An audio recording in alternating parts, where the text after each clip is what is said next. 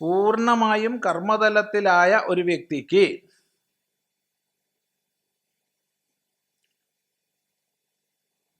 നേരാ പൂർണ്ണമായും കർമ്മതലത്തിൽ ആയ വ്യക്തിക്ക് അങ്ങനെ ആരെങ്കിലും ഉണ്ടാവുമോ? 24 മണിക്കൂർ കർമ്മത്തിലാവുമോ?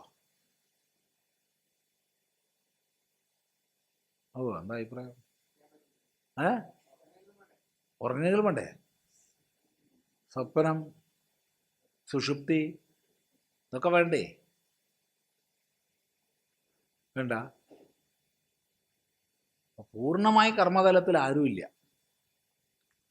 ഒട്ടും കർമ്മം ഇല്ലാത്ത തലത്തിലും ആരുമില്ല.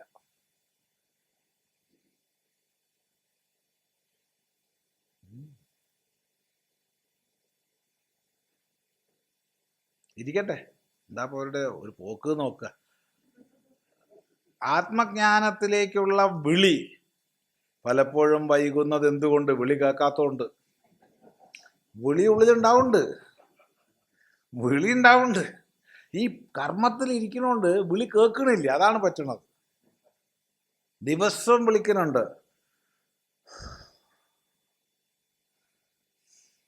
ഒരു മിനിറ്റിൽ എത്ര പ്രാവശ്യ? ഒരു മണിക്കൂറിൽ എത്ര പ്രാവശ്യമുണ്ട്? എത്ര പ്രാവശ്യമാണ് അകത്തേക്കും പുറത്തേക്കും എടുക്കണത്?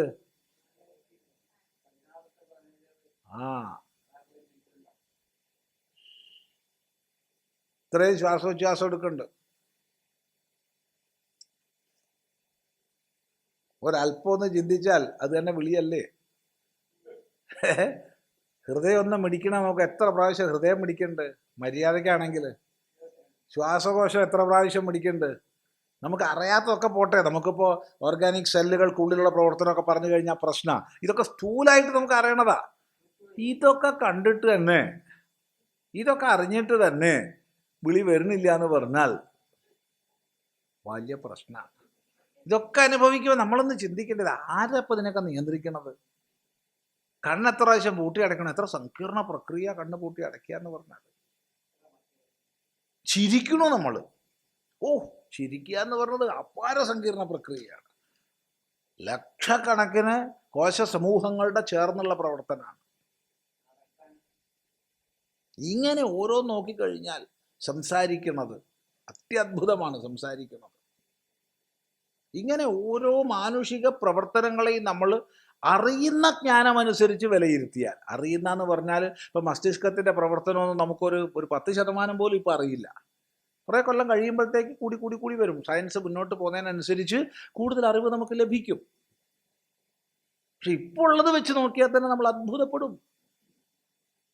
ഇതൊക്കെ അനുഭവിച്ചിട്ടും വിളി വരുന്നില്ല എന്ന് പറഞ്ഞാൽ എന്താ ചെയ്യുക? ഒന്ന് ആലോചിച്ച് നോക്കൂ. കേനേഷിതം പതതി പ്രേഷിതം മനഃ. ആരുടെ ഇച്ഛയും നിയോഗം കൊണ്ടവുമാണ് മനസ്സ് വിഷയങ്ങളിലേക്ക് പതിക്കുന്നത്. കേന പ്രാണ പ്രഥമ പ്രൈതിയുക്ത. ആരുടെ ഇച്ഛയും നിയോഗവും കൊണ്ടാണ് മനസ്സ് വിഷയങ്ങളിലേക്ക്, പ്രാണൻ വിഷയങ്ങളിലേക്ക് പതിക്കുന്നത്. കേനേഷിതാം വാചമിമാം വദന്തി. ആരുടെ ഇച്ഛാനിയോഗങ്ങളെ കൊണ്ടാണ് വാക്ക് പറയുന്നത്? ഇങ്ങനത്തെ ചോദ്യം ഉണ്ടാവണില്ലേ? ഇല്ല.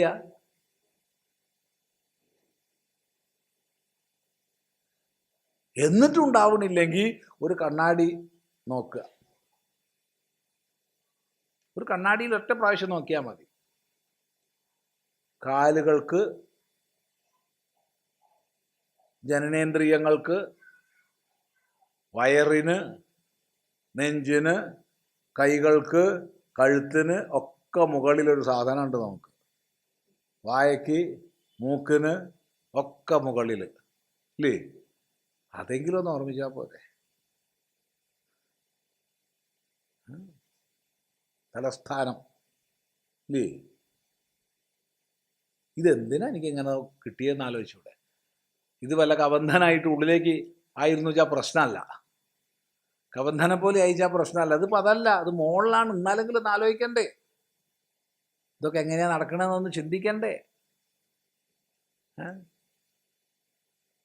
അപ്പോൾ വൈകണ എന്താന്ന് വെച്ചാൽ അറിയില്ല, കേൾക്കാത്തോണ്ട് തന്നെയാന്നാ മറുപടി.